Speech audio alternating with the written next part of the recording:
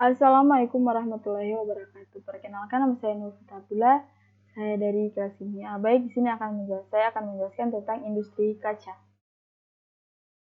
Pengertian industri kaca yang pertama, kaca adalah suatu bahan cair yang diolah sedemikian rupa didapatkan dari beberapa proses kimia, fisika, dan biologi yang produknya berupa padatan. Salah satu bahan utama pembuatan kaca itu pasir silika. Oleh karena itu, kaca memiliki sifat fisika yang tembus cahaya, serta bening karena didukung oleh bahan-bahan yang menunjang kaca menjadi produk yang banyak diminati banyak orang. Industri kaca di Indonesia sendiri dibangun pada awal tahun 1970-an dan merupakan industri kaca yang menghasilkan produk setengah jadi atau industri hulu. Kemudian bahan utama dan bahan penunjang pembuatan kaca. Yang pertama ada pasir. Pasir adalah salah satu dari sekian banyak bahan penyusun kaca. Pasir kursa merupakan pasir yang digunakan karena tidak sembarang pasir bisa digunakan. Kedua, soda.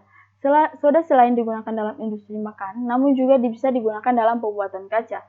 Bahan dasar kaca ini mempunyai rumus Na2O yang didapatkan dalam soda abu padat atau Na2CO3. Sumber lain adalah dari bikarbonat, salt cake, dan natrium nitrat.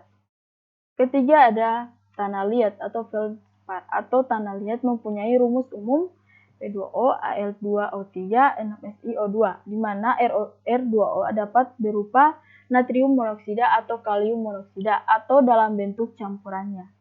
Ini merupakan salah satu bahan dasar pembuatan kaca dan juga merupakan sumber dari Na2O atau K2O dan SiO2.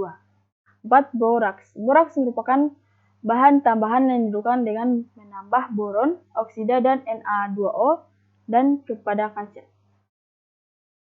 Kelima, kerak garam. Kerak garam atau yang lebih dikenal dengan sebutan salt cake yang dipakai sebagai bahan tambahan dan pengolahan kaca. Kelima, kulit. Kulit atau kaca pecahan merupakan limbah kaca hancuran atau kaca yang tidak digunakan lagi yang dikumpulkan dari pecahan gelas, barang rusak, pecahan beling, dan kaca limbah. Kemudian proses pembuatan kaca. Pertama ada pencampuran bahan baku. Pada tahap ini akan dilakukan dua tahap, yaitu pertama mencampurkan bahan menjadi mixed.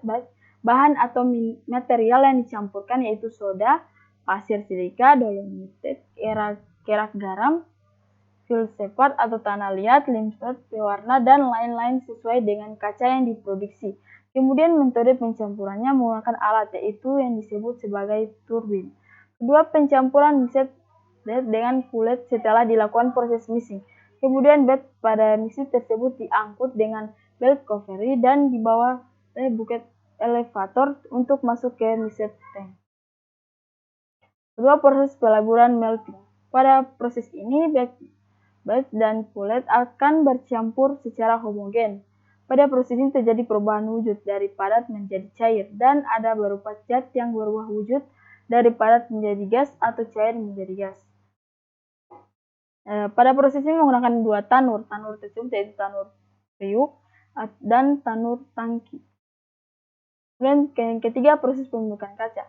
Setelah kaca dilebur, selanjutnya itu kaca proses pencetakan, yaitu proses penciptaan molten glass menjadi lembaran kaca yang dari melting.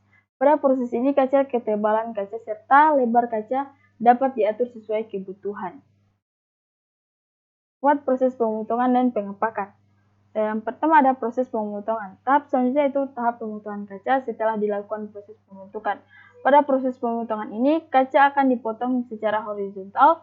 Pada saat lembaran kaca tersebut berjalan, pisau sudah diatur dan dikontrol sedemikian rupa, sehingga akan didapat lembaran kaca yang horizontal dan lurus sesuai yang dibutuhkan.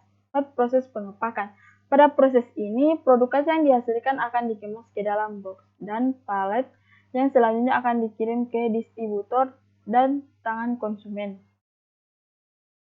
Kemudian pengolahan limbah industri kaca. Limbah kaca memiliki potensi untuk kembali menjadi sebuah produk karena limbah kaca yang telah menjadi pecahan-pecahan tetap memiliki sifat yang sama dengan kaca.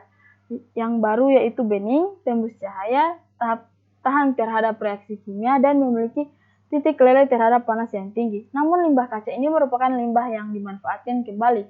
Hal ini dikarenakan limbah tersebut masih layak digunakan dan mudah untuk diolah menjadi produk kaca yang layak digunakan dan dipakai dalam kehidupan sehari-hari.